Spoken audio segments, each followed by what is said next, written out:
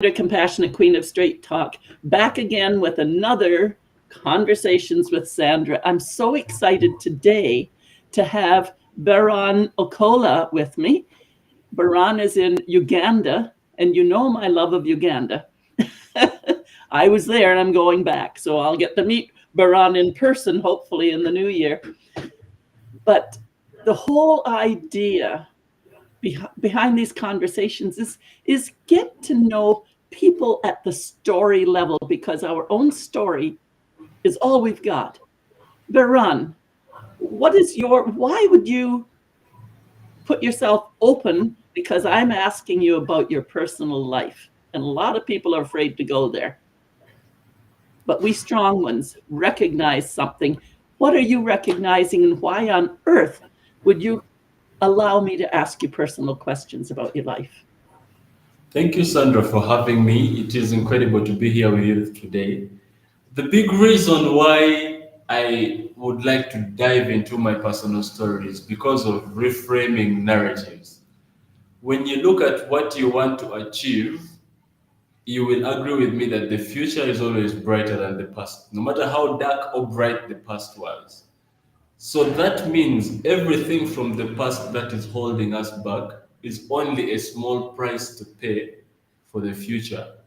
And that price we have to pay. We have to let go of that past. No matter what it is, no matter how heavy or light or dark or beautiful it was, we just have to let it go. So the idea for me always is you have to do inner engineering. That's the idea from Sadhguru. He's an Indian monk. Inner engineering. Look at yourself like a machine. Open it and get to know every piece of it. Get to know every nut, every bolt. Wow, I love that analogy.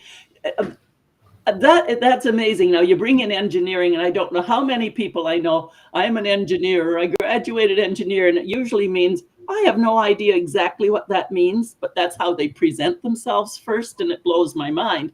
But when you say that, like you've really framed it beautifully, that the past, it is whatever the past is, whatever meaning we put it in was here. Yes, Otherwise, absolutely. it just happened. And we are meaning making machines. So we say, oh, that happened. So that means this. Mm-mm-mm. It only Absolutely. means that for us. And what you have the courage to do is to say, okay, what was the reality and where can I go? I fully agree with you because when you look at it in another perspective, every time you revisit a memory, you look at it differently and then you tell it to yourself differently. That means the memory that you have is not the same as what happened because every time you look at it, you look at it from a different window, right? I love So that. I just why love don't we it. use that to our advantage? When I'm working in positive intelligence and mental fitness, I'm talking about the voices in our head and how we move over to the wisdom. And that's exactly what's happening is we let the past be all this chatter in our heads.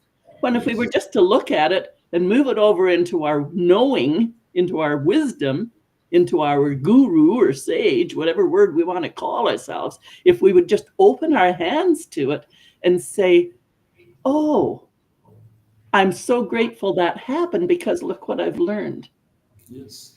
I'm so grateful that happened, but I wonder how it felt for the person that was doing it to me, whether it was mom and dad fighting in the background or arguing, or my dad told me, way you raise other people up is to put yourself down. Yes. I was a little child and I took that literally. And from there on, for the next 50 years, I would put myself down. That's unfortunate. I know. I I know that's the power of words. I have a similar scenario. Okay. There's one thing that has always been told to me in life. Whenever I make a comment about something happening that I'm not comfortable with, I'm avoiding using the word lamenting because it's not necessarily lamenting, it's just calling something out. Mhm. And what I have always been told is, Baron, you need to understand. Baron, you need to understand. I reached a point where I asked myself, why am I the one who is always doing all the understanding? When does everybody else understand? Very important.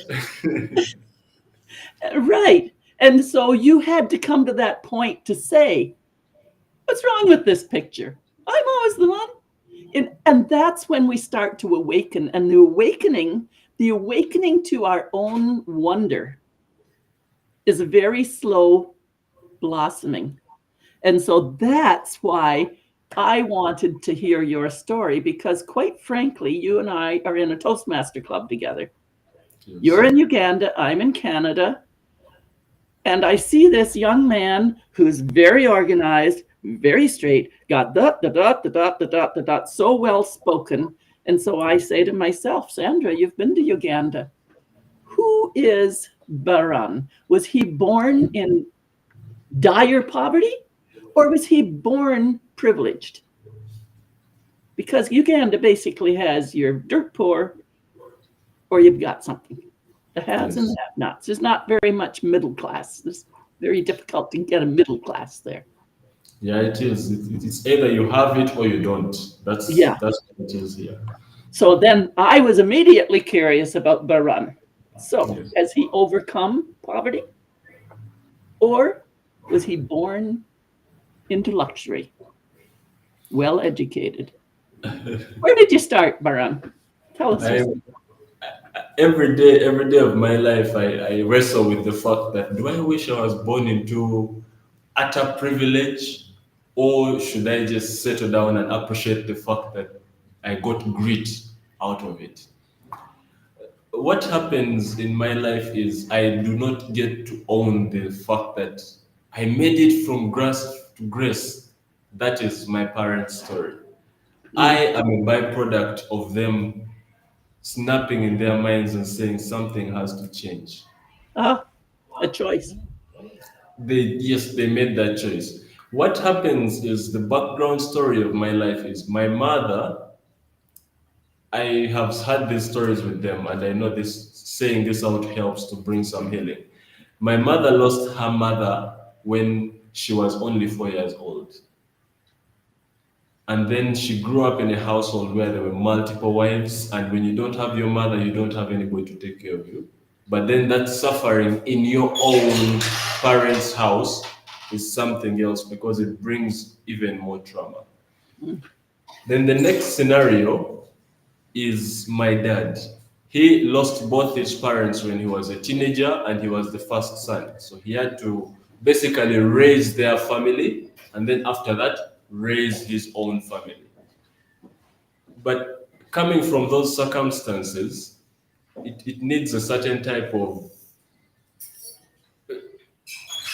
the tunnel vision. That is the word, tunnel vision. Needs a level of tunnel vision. And that is not an everyday thing. It's not an everyday thing. Focus. Focus would be our word today. Tunnel Yes. vision and focus, I guess, right? That is it. So they made it through that. There are very many nuances in the middle there because my father aligned himself with the church. One why I say aligned is it was very intentional when I look back at the story. He aligned with himself with the church, knowing that this is where I can network from, this is where I can keep the right company around me, and this is where I can get opportunities from. Wow. You know Yes. what's happening here in North America, in the Western world, is that church is becoming much less important. People are thinking, oh, religion and those hypocrites, without really understanding that we can move into this Yes. spirituality, which removes the damning of religion, you're damned, whatever. And still we could come together. The buildings are here, that's a community center. And we are kind of throwing the baby out with the bathwater when we just run away from churches because they're organized. Yes. Yeah. So, Abs- but there it was, and it's very big in Africa. No matter where you go in Africa, the church is highly important, highly important. it is, and I think it is because the circumstances we face here force people to realize that if I don't make a choice, once again, there is that word. If I don't make a choice to align myself with something that is going to be bigger than me, something that is going to be here 100 years later, 200 years later. I will not be able to find out who I am on my own. So people have realized that and they have taken advantage of it. So it's basically being intentional. I've seen spaces where we participate and then you go to the highest levels, and there's always, it's never perfect. It's a very good space, but there's always something at any one point that you can call out. So you just have to say, why am I here? And that helps you to put everything in the rear view. And that is what we need to do with church as well and with everything we do. Wow, I love that, putting things in the rear view. And in the rear view, we can choose how we make a meaning out of that. Yes, absolutely. Yeah. So, Absolutely. Farhan, you were born into poverty, I believe. Yes. Yes, I spent the first couple of years of my life in a hut. At least I have those memories and those pictures as well. Yes, you wouldn't maybe remember as much of it, although I'm amazed with my girl Eseganet. She remembers. She was 5 years old when she arrived here, and she remembers so many things. And sometimes it might be hard to know whether you actually remembered or just heard the story so often or saw the pictures. But it's incredible. So the first couple of years you were living in a mud hut with a thatch roof, I suppose. If I Yes, with the grass thatched roof, and then by the way, when we say mud hut, it was made of mud and cow dung. That is and what cow it dung. was. Yes. So Yeah. that was the first And when couple the of. rains come down, I understand those thatch roofs don't always keep the rain out. I think we knew in our minds that it was part of the arrangement. When it, it dripped a little bit, you knew what you signed up for. But anyhow, your dad aligned with the church, and he kept, if I understand you correctly, he kept applying and applying and applying for scholarships. And some Yes. of them were small scholarships, and he wouldn't be able to afford to get to the Britain, to UK, Yes. because he needed a full scholarship. But he kept applying and applying and applying. Can you tell me that Yes. story? But Initially, he was an agriculturalist. He later went on to become a diplomat. But initially, he was an agriculturalist, and he had gotten a university education in Uganda and oh, okay. began to advance. So while he was in church, he was praying in the church, but he was also helping to organize church programs. While he was there were visitors who came from the UK. He interacted with them and they told him about opportunities for scholarships. So for years he kept applying and he was very intelligent, still is, well, still is. He was very intelligent and he kept getting admitted for half scholarships. That means you need to have the rest of the money, not to say, not to forget transport, not to forget accommodation and welfare. So that was the scholarship alone. So it was quite hard. But his luck came about 3, 4 years later when one of the people who had also applied for a scholarship did not go. So then he got the opportunity to get two half scholarships. So that Is is that how how he did it? it. Wow. And I want to just emphasize as well, because this conversations thing I do is quite often my perspective, your perspective, my perspective, your perspective. So I keep hearing the Uganda story and then thinking, what does that mean over here in North America? Not just Canada, but also the States. And we want everything instantly. We want everything instantly. There was your father, already a university graduate, already an agriculturist, and he wanted the scholarship to advance, and he became a diplomat. But that took 4 years of just keeping on and keeping on and keeping on. I have a family arriving yesterday, and they've been 4.5 years. My Ethiopian families, it was 5 years. We can't even imagine that here. The diligence and the faith and the working through it that takes such a difference. Yes. It's amazing. So Absolutely. your dad got his education and came back to Uganda, and then what happened to you? When my dad left, okay, just a little bit of that. When my dad left, I was 1 year and a couple of months, and my young brother was less than 6 months old. Those are the circumstances under which he had to live. But when he came back, we were still children. You know, the first 5 years, 7 years are for playing. So we just had our time at home playing. He came back about 4 years later, and that was in time for us to go to primary. So that became our opportunity to go to better schools. So we went to schools that were not even in our area. By 7 years, we were about 150 kilometers away from home. Oh, For wow. boarding school, that means you're away from home for 3 months, but that is because that is where the better schools were. So at that point, he was able to make life happen because he got better opportunities. He got a job in the tea corporation in Uganda at the time. And that started to change things because now there was some good income coming in. So from the better education, we were able to, when you go back home, you definitely feel the pinch of the poverty. But when you're at school, you get to see what is possible. That is Yes. what I happened. think that, let's just stop and say that one more time. The whole reason education is so critical is that because it opens our minds to opportunities. Absolutely. It just opens our mind. So it's so critical. That's why it's critical for girls to get educated too, because girls are the household glue. We raise the babies, and boys need the education as well. But to expand our minds is truly the magic, and to not waste that. That's where I see you. You're not wasting any of that education.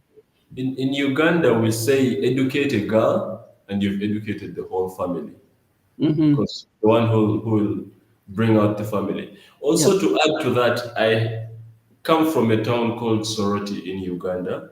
It's on the eastern side of it. And I have seen businessmen who are successful in business. But they became successful because since they were young, they had no choice but to go out and find a way of making life happen. Not that they went to school. And even when you succeed in business and you did not get an education, it will always show. It will Oh, always show. So that's how important the education really is. wow. Wow. So your life in the better school Yes. also meant, I know when we were talking, you said, yeah, but sometimes, I had to go without food, or I love the word, I had to pause from shoes. Pause from shoes. That just, I love that phrase. It's quite a turn of a phrase. Tell me a little bit briefly about your experience in school, because it was for the privileged. You were privileged, but you were hungry. Yes, we were in the middle there. What happened is when you go to school, your parents have when they have survived poverty, what they know is you are in a good school, we have done the best we can do for you. Yes. You are in that school with children because they've worked to make sure you're in a good school. So the rest of the students and pupils in this school are already in a position to afford it. Mm. So away from having the bare minimum, which is school fees, which you have the bare minimum, they have the extras. People are coming with suitcases of food stuff for the next 3 months, and you are coming barehanded, and you're looking on and saying, "What happens? What happens?" That is the type of environment. So you are in a school where a lot of people feel like they have already arrived. They cocoon themselves in environments of saying, this person and this person, we've made it. And for you, you are acutely aware of the fact that while I am here, I don't belong here. At least in your mind, while I am here, I don't belong here. It's Wow. only later that it all comes together. And they remind you. But also away from them reminding you, you look at somebody's shirt and then you look at your shirt, and it reminds you that you might not be supposed to be here. You end up going to school with one pair of shoes because at the beginning of the term you look and say, okay, this is how much money we have, so let's all make compromises, and you learn to make compromises. it's a survival mode which I'm still working to get out of because it was all survive. Just make sure you survive the next 3 months, then make sure you survive the next three. You put on that one pair of shoes. By the time they get holes, you have to wait another month until you can get better shoes. So you can't sit down and say, okay, I'm not attending class anymore because of shoes. You put on multiple socks and you pretend like it's not happening. I love it. There's such a difference between people who allow themselves to be beaten down, that just, and it's not a judgment. I mean, not everybody has our spunk and drive. I recognized you even as I met you being proper, which now you're just enjoying life, and I love that. But there are many people who are hiding behind masks. I was behind a mask for decades. Nobody would know who was really behind Sandra. And we still, I like that Shakespeare said, all of us are actors. All the world is a stage and each of us an actor. And that's true because we each take our place within any circumstance and with any situation. That's why leaders sometimes lead, and wise leaders also sometimes follow. Yes. Because if you can't follow, how can somebody else learn to lead? Yes, absolutely. And I know that, our leadership speak, it's all about lead, lead, lead, lead. But when do we learn the flexibility? When do we step in? When do we step back? Where's that dance? Where's that dance? And what I'm seeing in your life and your struggles that you're still going through, and I'll still keep struggling till I cross the veil. At the wonder, I mean, I'm pretty open and free, but I can't imagine what's ahead of me yet. You can't imagine the possibilities ahead of you yet. You're young. I'm old, but it doesn't matter. I have possibilities till I don't live here anymore. Yes. And that is the wonder. So when we can keep that wonder open, and if you and I can inspire people to be in that state of wonder and open their minds and say, I can set that down. Like, that's gone. I don't have to carry that anymore. Put it down. Look at what's over here. And you've got something on your mind there. What have you got to say? I was fully going to agree with you. I just want to share a bit of a sad story for a second. Yes. 2 years ago, it was 24th December 2021. Approaching New Year, it's a very sad story. I lost a friend. He passed away. He was a comedian and he was an actor and all these things, musician. And that night they had gone out partying. And I believe they were drunk driving, and whoever was driving, all of them in the car passed away. It is really unfortunate. His name was Kim. We used to call him Kim the comic. This is the real bit of it. When we went for his funeral, his vigil rather, the bishop who was officiating was 85 years old. And Kim, at the time of his passing, was 25 years old. And the bishop made this comment. He said, whether you are 85 years old or you are 25 years old, life is short. I know. And that sticks with me. So when you say that we have to have that sense of urgency, I would call it. Yes, we have to look at everything from that perspective of in fact it has to become a game of how much can I let go. That's right. And why are you carrying it around? If somebody hurt you in the past, they've forgotten all about it. They don't remember, oh, I said something mean to Sandra.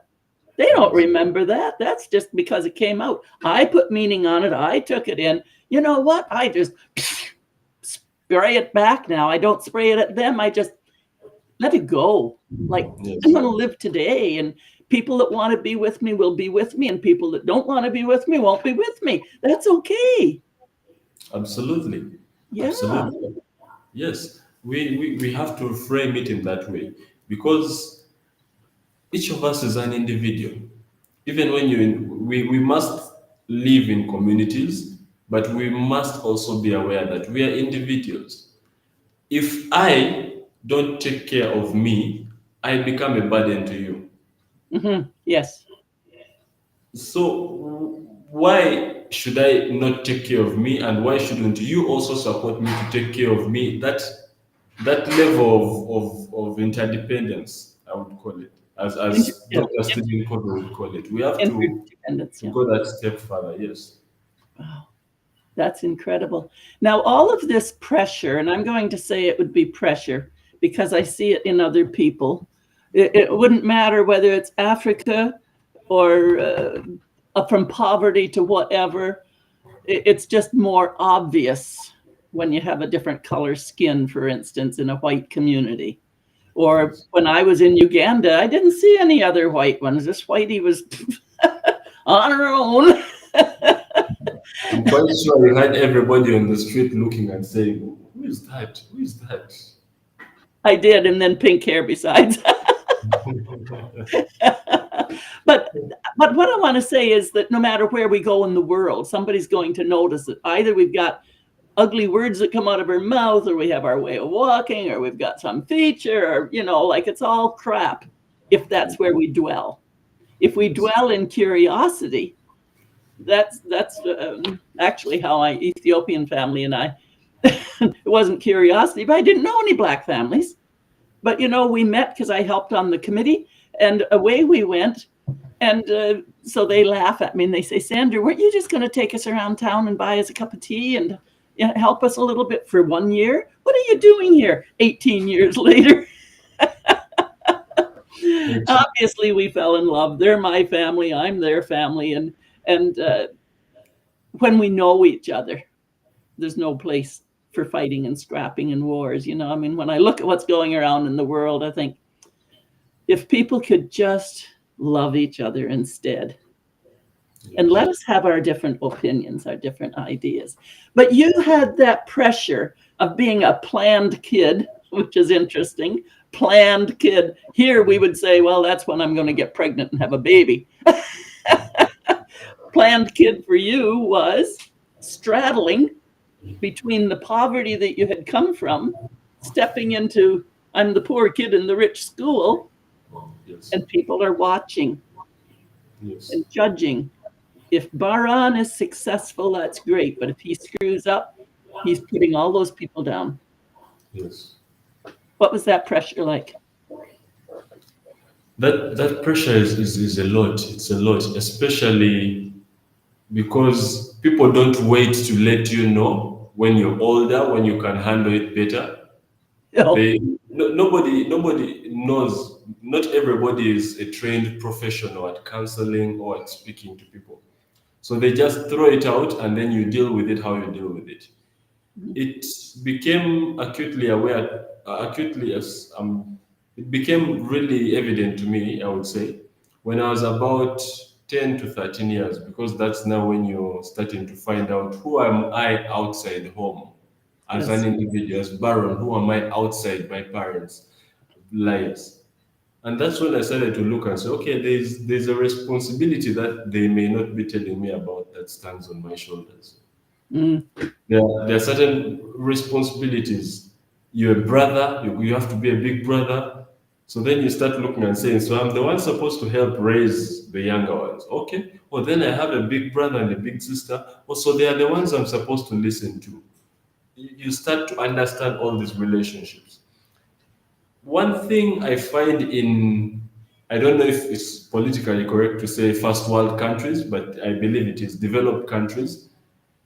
If you are moving from one state to another, you speak to the children and say, how do you feel about this? How do we go about it? How do we make it happen in the best way possible for everybody?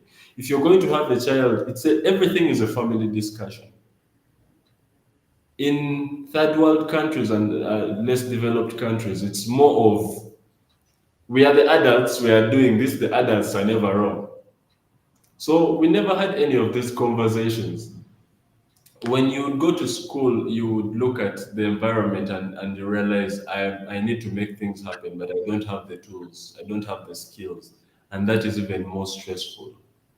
But then what comes in at that point is how do I cope with this? Because whenever you have pressure, whenever you have anxiety or anything, there's a process. You can first calm it down and then you draw and say, okay, what are the steps I need to figure out what is happening in the first place?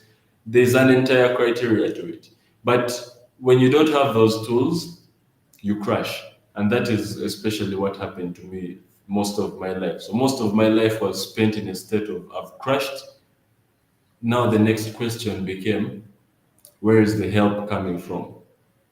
Also took me a couple of years to realize the ambulance was not coming. So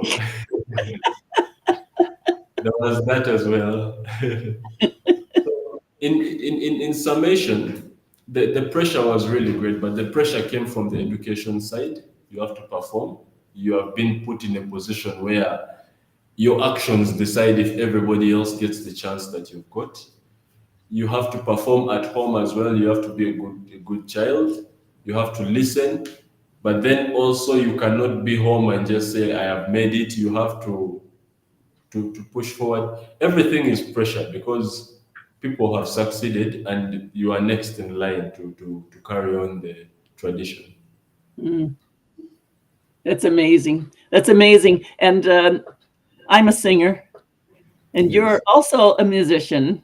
What did Yes. music play for you in those intermingled years? Because there was a time when you just isolated yourself. The pressure crushed you, and you were crushed and isolated yourself for a few years just to experience life and to sort your brain out. But you were basically, you said, virtually isolating yourself for a number of Mentally, yes. Sorry. Mentally, I isolated myself. ah. Physically, you are with people because Oh, you can't avoid it. I mean, you have to go to class, you must interact with people, so you learn how to maneuver that environment. You must maneuver all these environments, you must do it. But mentally, I had checked out absolutely. Now, this is how it is like. You start to realize that I the world you're in, you can't control it, but also you can't understand it. mm, Music was the one thing where if I went to it, nobody could touch that space. Nobody could try to understand things for me. I could have my own understanding without any biases externally. So music was something that if I'm to be honest, it was an escape route. So it was escapism basically, because a lot of the things that when you're growing up, the nuances of poverty, the nuances of struggling with life and understanding what life is, just coming of age. You understand them much later, perhaps after dealing with them for 10 years. yeah. In the middle there, I needed some sense of control of my life. And that's what music gave me.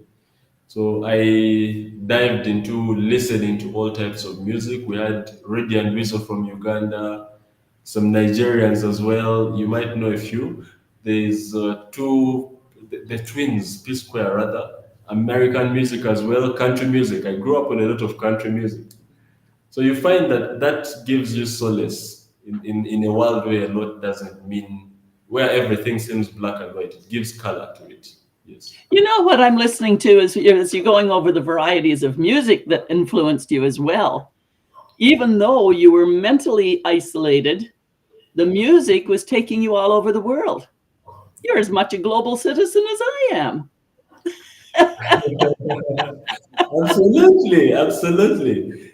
The music allowed you to experience different cultures, and for all the gaping holes that were being formed in life, the music helped to remedy that. That's what it did.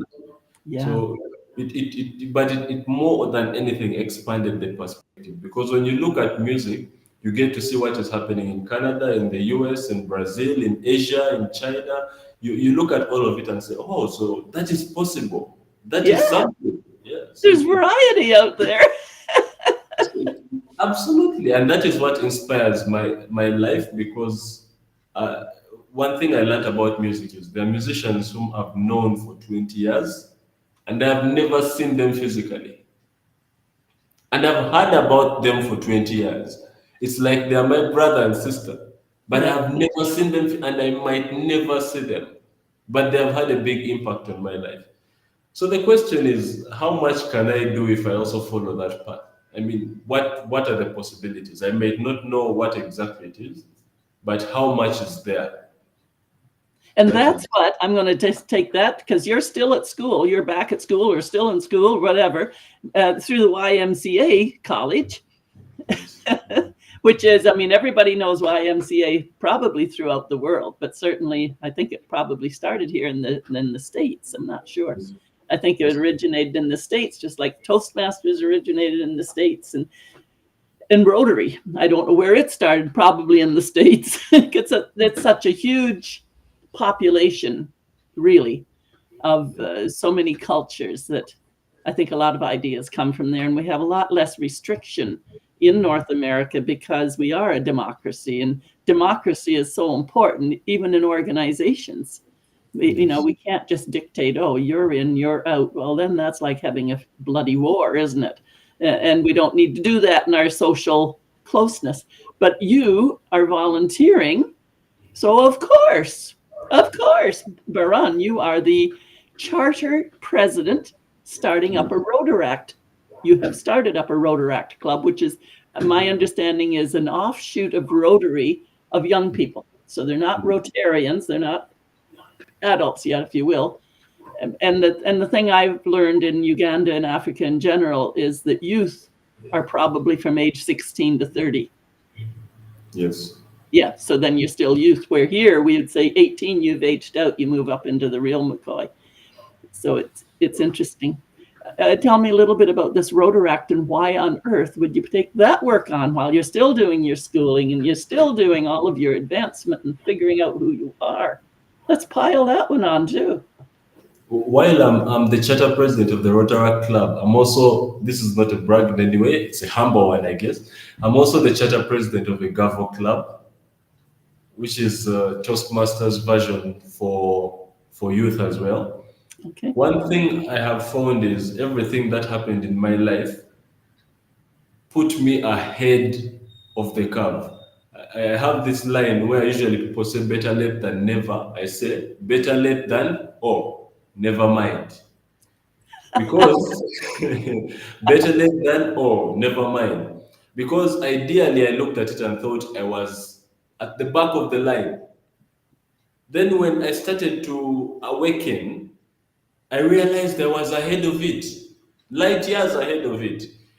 So it finds me in a situation where I want to grow my leadership. I want to become successful. I want what I know to trickle down. The big idea comes when I realize if you want to succeed, you have to make everybody else around you successful before you can finally be considered successful. And that means everyone, right? Everyone. Everyone. And Everyone. No child left behind is what's happening no here. child left Every behind. child matters. And there's so much. I mean, I'm getting goosebumps here because it's so important that we honor individuals with all our differences. Yes, It's the absolutely. differences that bring variety. And when we have differences and challenges, that's where we get to grow. We just Yes. don't throw them out with the water. Did you know how come they say they're throwing the baby out with the water? Yes, I do. I do. I actually know the background of that phrase. Tell me that story just very briefly because it's very important whenever we're looking at throwing anybody out of anything Yes. that we watch what it is we're doing. What's the story there? The story behind it, as far as I've read, is back then water was scarce. These days we have a lot of it. These days we live better than kings when we live even average lives. Water was scarce. What would happen is they would have the water, and the first person to bail would definitely be the head of the family. And then it comes to the next person in line, next person, the mother, then the children, and finally the babies. By the time they got to the babies, the water was so dirty that you would forget there's a baby in the water, and then throw the baby out with the bathwater. It was amazing when I read about. That was it. That was it. I don't know that the water was scarce, because here in North America, we've got lots of water. Actually, Uganda, I think, has lots of water too. You've got quite a few Yeah, lakes and they so do. They do. on. But it wasn't that it was scarce. You had to carry it, and then you had to heat it on top of the stove. And you had to have enough to fill up that big tub so people could actually get in the tub, which was usually a rinse tub. Anyhow, it was a lot of labor to pump the water or go and get the water, bring it, and then get it heated up, ready for the bath. And yeah, I think that's the critical thing. At no time do we want to throw the baby out with the bathwater. And that's about ourselves as well, emotionally, how we, as soon as we're doing that and we're restricting others in their experimentation. Yes. I know some of the experimentation really tries our patience, but whenever that happens, we have to stand back and let them do their experience, and be there to support them so that they're not going to damage themselves or others, maybe. But it's hard. It's hard to know, you want to rush in and save everybody, and you can't. And it's not for you and I to rush in and save them, but certainly to lead the torch and be showing the Rotaract and the Gavel Club that there are possibilities. And that, at the end of that, that's all you can do. Show them the possibilities, but they have to participate. Absolutely, because when I looked at it and said, okay, I have so many people who I look for to impact, and so many people coming to reach out to me as well. But I cannot go to people and say, hey, my name is Baron, I want to talk to you about this. You have to have an umbrella sort of that you're coming under. And you look at a club and people come to the club on their own, the club has more appeal and you're able to reach out to more people there. In that way, even the people who ideally, one thing I've learned, just to break it there, one thing I've learned in leadership is there are people who are going to be engaged for 6 months, very engaged. After 6 months, they instantly drop off, no explanation whatsoever. There are people who will stay for 10 years, very engaged. And then after 10 years, they can drop off all this. There are people who will stay engaged forever. You have to engage all of them. Even the person who is going to be engaged for only 1 hour, you still have to engage them. So the club gives you that platform where you can engage all of them and still have, it's like a vehicle. So you're still on the road. So some people come in and get out and come in and get out, but the vehicle is still running. Yeah. That's the idea that I saw behind these clubs. And that's why I chose to align myself with them. If I decided to go to every networking event that happened in the city and say, hello, my name is Baron. Hello, my name is Baron. Everybody whom I would speak to, the first question they would ask is, Baron, what do you do? Or how are you here? So when you have these factors behind you, it gives you more value, more leverage, but it gives you more capacity. That's one thing I've learned. Yeah. So with these clubs, I've been able to have that capacity as well as to impact that capacity on other people. It drives all of us forward. And one thing I know is I'm going to personally, this one sounds a bit selfish. I'm going to need a positive environment around me in 10 years, 5 years, 15 years, 20 years. I cannot expect that positive environment to come out of thin air. No. The best thing I can do right now is to help nurture. And that is the best you can do, because also you can't wait at the end of the line for people who have been nurtured from elsewhere by somebody else, and then you just have to do the impact yourself. Yeah, and that's not selfish. I'm going to have to draw this to a close, but we have had a very, very rich conversation. And you're absolutely right. It's up to you, and it's up to me, and it's up to each individual to decide, to choose, what are we going to think? What voices are we going to listen to? When are we going to look to reason? And how are we going to resolve issues if they need? And how are we going to celebrate together? Life is about living, and living is about being involved and engaged. And in that, in our giving and being given to, that weaving is life, a very rich life. Yes. And that's That's what I see in you. And I'm so thrilled that you and I have been able to take this time to talk through. When you get to watch this again and share it forward, I hope you share it with your own Toastmaster club as well. When you watch this forward, I hope that telling your story and talking about it openly with me, knowing that whoever's watching, I mean, there might be two people watching, but it's on YouTube as well. We don't know where it goes later. We don't know where it goes. But how has this been of benefit to you today? One, I love concepts. I love concepts. One of my favorite concepts is the concept of ownership. Uh, One thing about ownership is this: you either own something or it owns you. There is no in between. You either own something or it owns you. You're either growing or you're dying. You always have only two options. And as far as my narrative goes, I can't let it own me. And I am also aware that if I do not own it, somebody else is going to own it and they will sell it back to me. And I will have to pay hefty, whether it's money or it is hard work, whatever it is. But one thing I realize is you have to control your own narrative. You have to own your narrative. You have to be intentional about your narrative. And that is what has helped me a lot.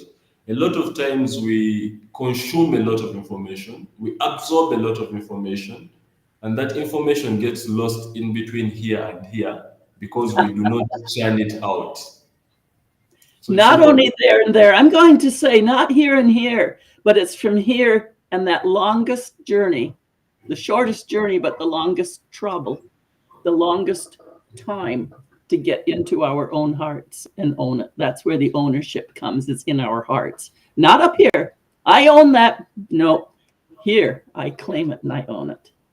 Absolutely. Thank you, thank you, thank you, Baranacola. We'll be Thank back one day on mental health. I've got a few people on mental health. I think we're going to do a little composium, whatever those things would be. We'll have a little group.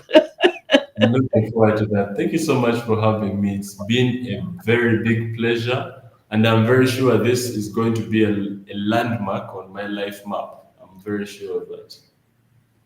Love you. Take care. Take care. Thank